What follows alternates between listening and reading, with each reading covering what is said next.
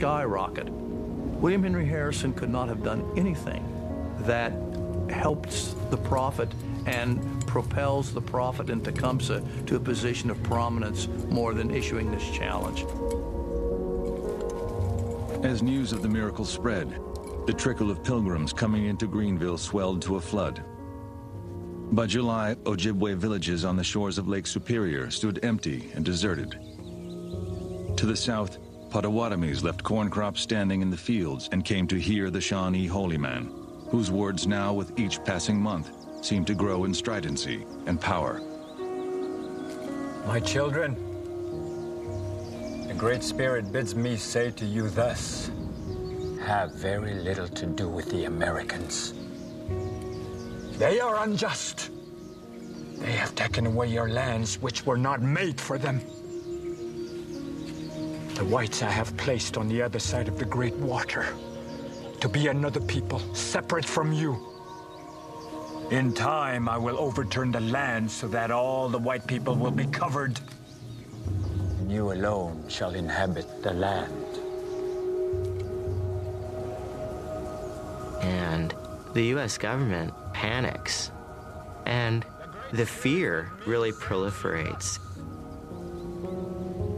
Because by 1807, certainly, I think most Americans just assumed an orderly process of dispossession and conquest in which Native Americans would gradually recede from the picture or assimilate into American society.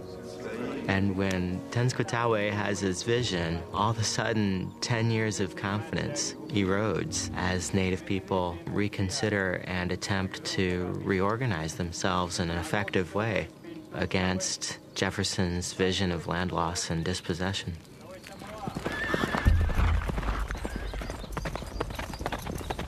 Now events began to accelerate. In the spring of 1807, the Indian agent at Fort Wayne, William Wells, alarmed by the upturn in Indians passing through his outpost, accused the prophet of keeping settlers in a continual state of uneasiness, he said, and demanded he leave Greenville. That June, convinced that English agents operating out of Canada were egging the Indians on to war, William Henry Harrison fired off a letter to the Secretary of War. "I really fear," he wrote, "that this said prophet is an engine set to work by the British for some bad purpose." In the fall of 1808, as the war of words grew louder, the two brothers decided to move their center of operations to a new site, 150 miles west, strategically located near the junction of the Wabash and Tippecanoe rivers, deep in Indiana territory. Far away from prying white eyes, they hoped, and closer to the western tribes that had been most receptive to the prophet's message to begin with. The new village, called Prophetstown, would rise to become one of the greatest centers of Indian resistance on the North American continent. It would also become a major obstacle to the dreams of statehood nurtured by William Henry Harrison, who in 1809 redoubled his efforts to drive the Indians from Indiana, bribing local chiefs into signing away lands over which they had no authority, and pressing one land cession after another through the territorial legislature, culminating in the notorious Treaty of Fort Wayne in the autumn of 1809. The Treaty of Fort Wayne really changes everything. And the politics comes to the fore. Here's 3 million acres of Indian land suddenly snatched away. And white settlements are moving closer than ever before to Prophetstown. And suddenly there is a need for a very urgent political action. For Tecumseh, it was the decisive moment. Convinced now that only the most radical and concerted efforts could save the Indian land base, he stepped out from behind his brother's shadow once and for all and sprang into action. In the months and years to come, rallying warriors from half a continent to his cause, he would do everything he could to push back and redraw the still fluid boundaries of the new United States, and to create a permanent Indian homeland in the very heart of the country, bounded by the Ohio River to the south and east, by the Great Lakes to the north, and by the Mississippi River to the west, a united Indian States of America within the United States. Tecumseh's vision is to establish, I think, what I would call cultural and physical space for Indian people. He understands that for Indian culture to survive and for Indian independence to survive, there needs to be a land base, and that land base can only be preserved and protected by a united tribal resistance. This is no longer a fight that can be waged by just some Shawnees, just some Delawares, just some Wyandottes. He's appealing to a larger pan-Indian future in which the future of all Indian peoples will be affected by the stand that Indian peoples take now. They have driven us from the sea to the lakes, and we can go no farther. They have taken upon themselves to say, this tract of land belongs to the Miamis and this to the Delaware, and so on. Our father tells us that we have no business on the Wabash, that the land belongs to other tribes. But the Great Spirit intended it to be the common property of all the tribes. Nor can it be sold without the consent of all.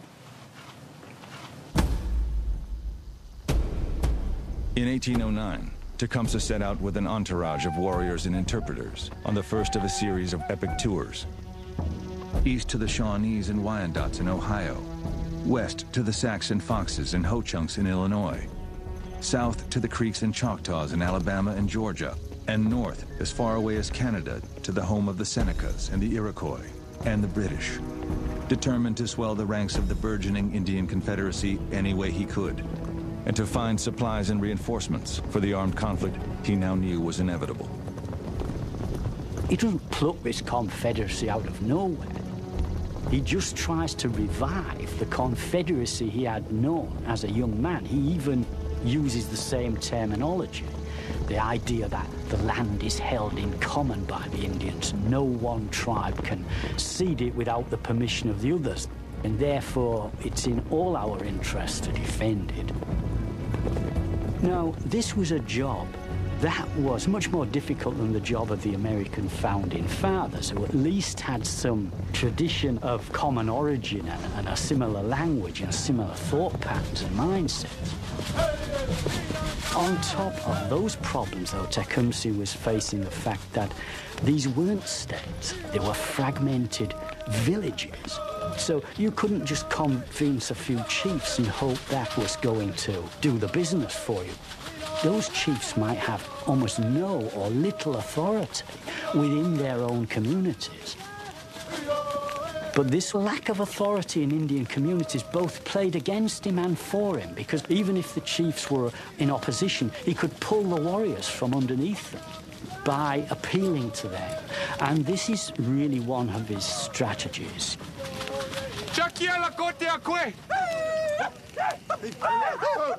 Listen, my people. The past speaks for itself. Where today are the Pequots?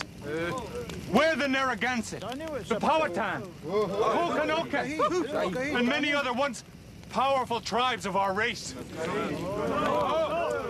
Look abroad over this once beautiful country, and what do you see? Nothing but the ravages of the pale-faced destroyers. And so it will be with you, Creek, Chickasaws, and Choctaws.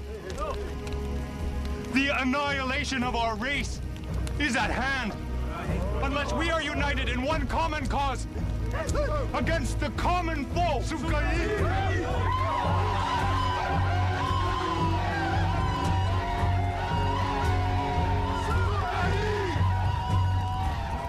I mean, so many different groups come to this call for warriors. When you think about 20 different tribes, many in which the languages are so different, the politics are so different. He's dissolved tribal barriers, tribal differences, cultural differences as well, and he's got them to believe in one mind. For one person to get so many people to come with the same mind, Yes, indeed, it's propaganda. Yes, indeed, it's campaigning. Yes, indeed, it's diplomacy, being an ambassador, a military strategist. And so in my mind, he's succeeded with this idea.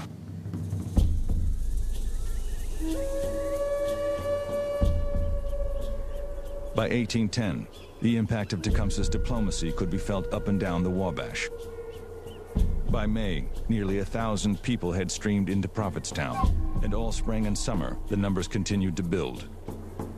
Fearing imminent bloodshed, William Henry Harrison called for a contingent of federal troops to reinforce the territorial capital at Vincennes, then sent a messenger to Prophetstown itself, urging the prophet to come to Vincennes to air grievances about the Treaty of Fort Wayne.